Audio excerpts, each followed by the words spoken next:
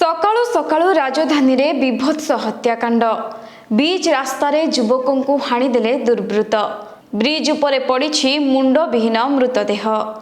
रसुलगढ़ बाणीविहार रास्ता उपरे एभली लोमो टांकुरा हत्याकांड घटी। मिलिथिबा सूचना अनुसार मृतक जनक हेउछंती केदारपल्ली बस्तीर सहदेव नायक। तांको किए एवं काहेकि हाणिछंती ताहा वर्तमान सुधा स्पष्ट होई नाही।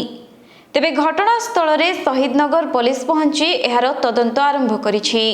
सेपटे मृत युवकों बेक और गोड़े गभीर आघात लागिथिबा देखिबाकु मिलिछि। चलंत स्कूटी रे थिबा बेले युवकों को हाणिथिबा खबर मिलिछि। तेबे गोटिया पटे प्रवासी भारतीय सम्मिलनी पई आजिठु भुवनेश्वर रे अनेक भिड़ देखिबाकु मिलिछि एवं अन्य पटे बीच रास्तार एभली बीभत्स हत्याकांड घटिथिबारु सुरक्षा व्यवस्था उपरे प्रश्नवाची सृष्टि होइछि।